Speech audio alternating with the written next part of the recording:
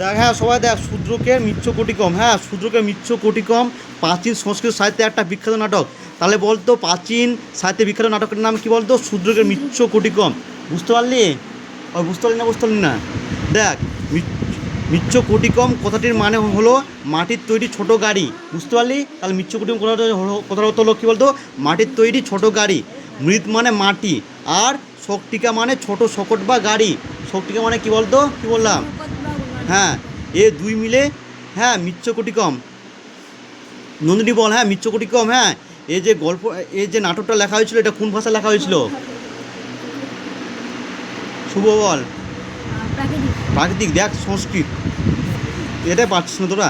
এই নাটকের অন্যতম প্রধান চরিত্র ছিল চারু দত্ত। বলছিলাম হ্যাঁ, তার কী ছিল বলতো? চারু দত্ত। বুঝতে পারলি? তাহলে মৃচ্ছকটিকম হ্যাঁ নাটকটি কে লিখেছিল বল? চারু দত্ত লিখেছিল। শূদ্রক। দেখ তার ছেলে ছোট রহস্যান প্রতিবেশী বণিকের ছেলে সোনার তৈরি খেলনা গাড়ি দেখে ওই রকম একটা খেলনা গাড়ির জন্য বায়না ধরে রহস্যান। জানিস তো আমরা বায়না ধরি, ওই পাশের বাড়ি একটা ছেলে এটা নিয়েছে, আমিও নিব। ঠিক আছে, তাহলে রহস্যান কী করলো? বায়না ধরছে ওর বাবার কাছে চারুদত্তকে, বলছে আমাকে একটা সোনার গাড়ি কিনে দিতে হবে। ঠিক আছে, তখন তাকে ভোলানোর জন্য একটা মাটির খেলনা গাড়ি দেওয়া হয়। তাকে ভোলানোর জন্য কী দেওয়া হলো? মাটির একটা খেলনা গাড়ি দেওয়া হয়। কিন্তু রোহসেনের বায়না ও কান্না তাতে থামে না। তাহলে বুঝতে পেরেছি এটা কিসের গাড়ি বলতো? মাটির গাড়ি। তাতে তার কী বলতো? কী থামে না বলতো? কান্না থামে না। বুঝতে পারলি? এই নাটকের আরেক প্রধান চরিত্র হচ্ছে বসন্ত সেনা। হ্যাঁ রোহসেনের কান্না দেখে সে কষ্ট পায়। তাহলে আরেকজন চরিত্র হচ্ছে কী বলতো? বসন্ত সেনা। রোহসেনের খেলনা গাড়ি বানিয়ে দেওয়ার জন্য বসন্ত সেনা নিজের সোনার গাড়ি দিয়ে দেয়। বুঝতে পারলি? তাহলে নিজের সোনার কী বলতো? সোনার গয়না দেয়। গাড়ি ভুল বললাম, সোনার গয়না দিয়ে দিল। হ্যাঁ এই নাটকের চরিত্রগুলি সব সাধারণ মানুষের, তাদের জীবনের সুখ দুঃখ নাটকটিতে ফুটে উঠেছে। তাহলে কি বলতো? মৃচ্ছকটিকম হ্যাঁ নাটকটি কার লেখা? কার লেখা? শূদ্রকের। এটা কোন ভাষায় লেখা হয়েছিল? সংস্কৃত ভাষায়। হ্যাঁ প্রধান চরিত্র কে কে ছিল বলতো? চারুদত্ত, তারপর কি বসন্ত সেনা, আর একটা কি বলতো? রোহসেন। বুঝতে পারলি? মৃৎ মানে কি? মাটি, আর শক্তিকা মানে কি? ছোট শকট বা গাড়ি।